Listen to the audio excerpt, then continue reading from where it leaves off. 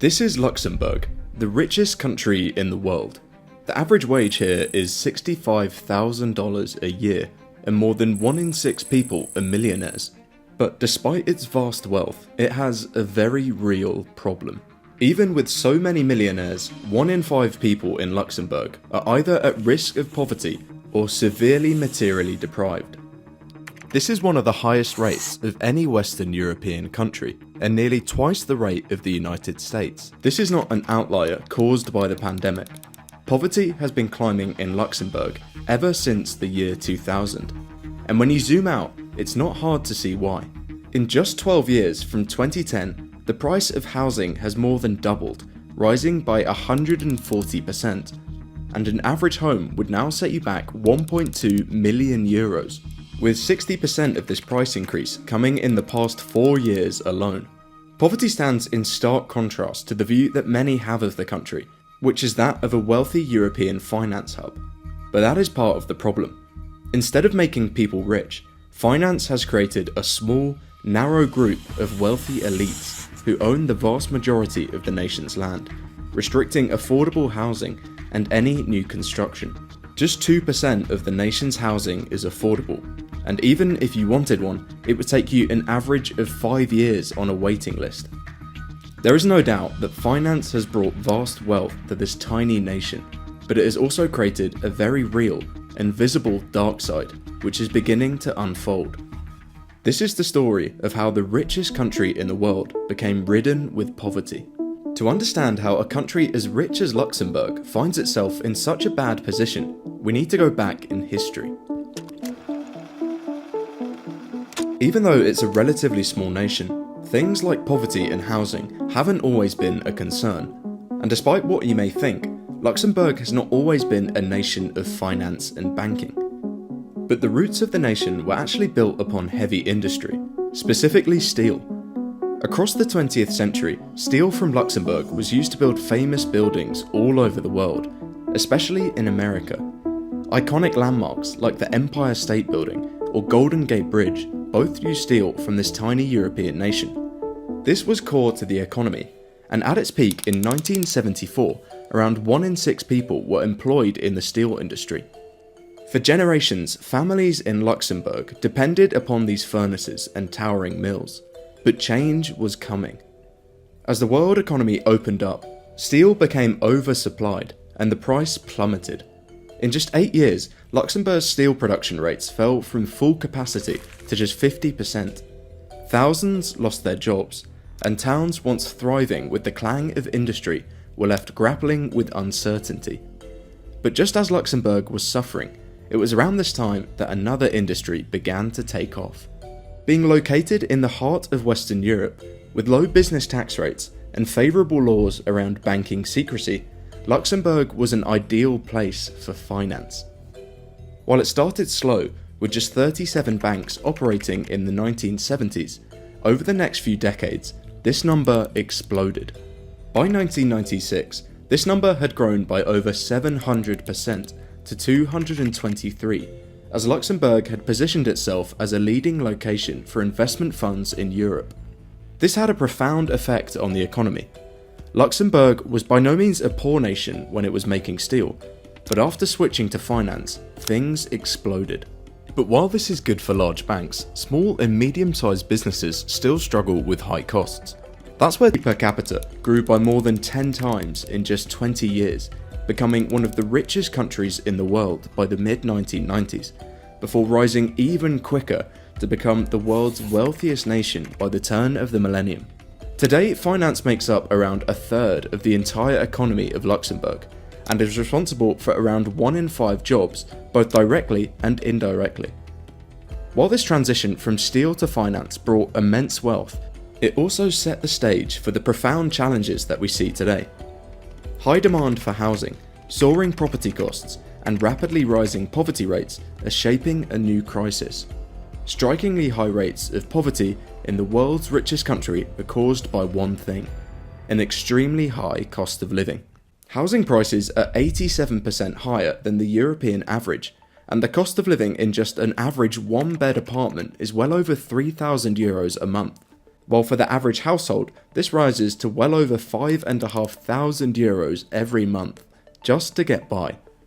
The number one reason given by people either living in poverty or feeling close to poverty in Luxembourg is housing. It is simply too expensive for most people to be able to afford, while large swathes of the housing stock have already been bought up and are passed down between generations without entering the market. The reasons for such an extreme crisis are actually quite simple. There aren't enough houses. But why not? As Luxembourg emerged as a global finance hub, thousands of high-paying jobs were created in a relatively short period of time, and to meet the ever-growing number of vacancies, many of these companies had to look outside of Luxembourg's borders and attract people from across the EU and beyond. Since the 1970s, Luxembourg's population has nearly doubled, with the primary source of this being immigration from other EU nations. Whilst this was great for filling jobs and keeping the economy going, as more people arrived, the demand for housing far outpaced the existing supply. From 2007, the price of housing increased more than 2.5 times, peaking in 2022. And even though this has cooled down in the last couple years, they still remain absurdly high. Specifically, the biggest increase has come in the last 20 years, as more than 200,000 people have moved to the nation. But in this period, housing has not at all kept pace. The number of new dwellings created every year has been roughly the same, and the peak of building came in 2008, while the population has kept continuing to expand. Another way of showing how bad this is the rate of new dwellings per population. In 1985, for every person coming into the country, there were around 1.2 dwellings being built, and today that figure is just 0.3. Currently, only 3,000 new homes are built every year, far below the 30,000 number which experts say are needed. But this isn't exactly improving, and many experts warn that even fewer homes are being built, predicting a drop of 1,000 units in 2023, a 50% decrease in new flats by 2024 compared to just 2 years earlier. You may be thinking that there is a really obvious reason for this. Luxembourg is tiny, and so as all these people come in, there isn't enough space for people to go. And you'd be partly right. It's around 250 times smaller than neighbouring France, and still way smaller than America's smallest state, Rhode Island. This seems like the most logical explanation to the crisis. There simply isn't enough space to build new homes to live in. Well, not quite. Despite what you may think, Luxembourg actually has a relatively low population density. In fact, it's actually half the rate of the UK's. So while more people have certainly not helped in driving up prices, it's far from the only factor. So why are new houses not being built? A lot of this has to do with NIMBYism, which means not in my backyard. Essentially, people who already own the land don't want things to change, as it's already good for them. And in Luxembourg, this issue is particularly problematic. 0.5% of the population owns 50% of all available land. This figure is really high, and actually twice the rate of the UK. There are a few different reasons for this. Typically, much of the land in Luxembourg was held by the church in the past, and then it came under the ownership of a few very wealthy families. But unlike some Nordic nations or those in Central Europe, relatively few reforms were done to distribute this. And what makes much of this worse is that Luxembourg has very low property taxes. Essentially, it doesn't cost much for land to be left idle and not productive, so unlike many other countries where people essentially have a penalty for undeveloped land, in Luxembourg this isn't the case. Adding to this is exemptions on inheritance tax for direct descendants, which has allowed land to be kept in a narrow circle of families. This issue of land availability is by far the main reason for why house prices have gone up and why more can't be built. And you can see why the public are angry with this. The boom of the last decade has benefited the state through increased tax revenues, developers through high margins, and private individuals through rapid appreciation of values, essentially creating a jackpot effect.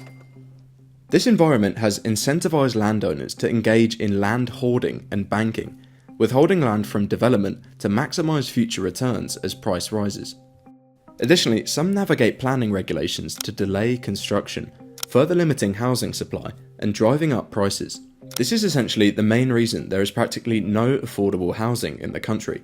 While other European nations invested in social housing decades ago, Luxembourg is only now beginning to address the issue, with just 2% of units affordable.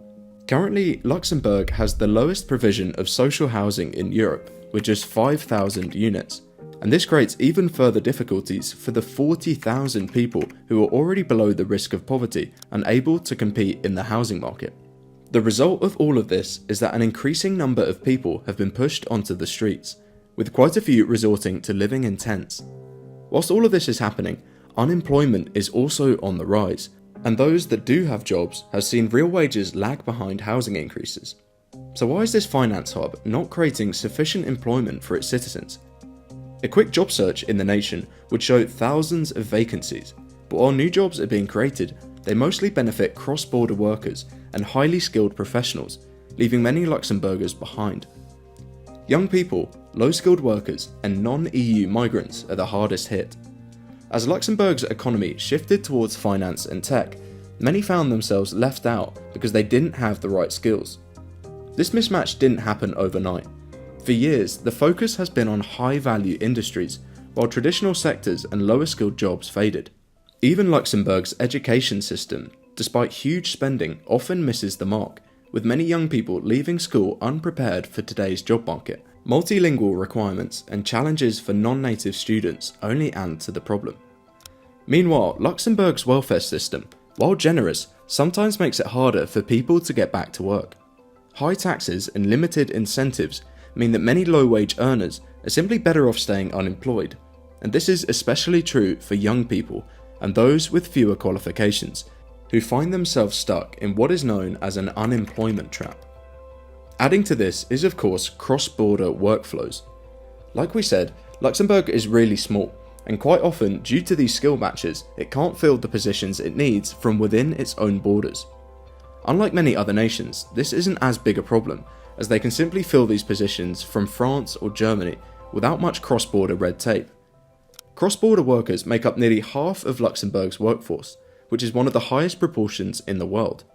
While many commute daily from neighbouring countries like France, Belgium or Germany, a significant number opt to rent part-time accommodations in the city, such as short-term apartments or shared housing, for convenience during the work week.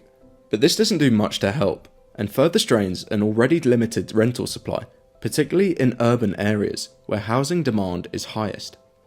Landlords often cater to wealthier cross-border workers who can afford these higher rents, prioritising them over local residents, and this dynamic reduces the availability of affordable housing for local citizens.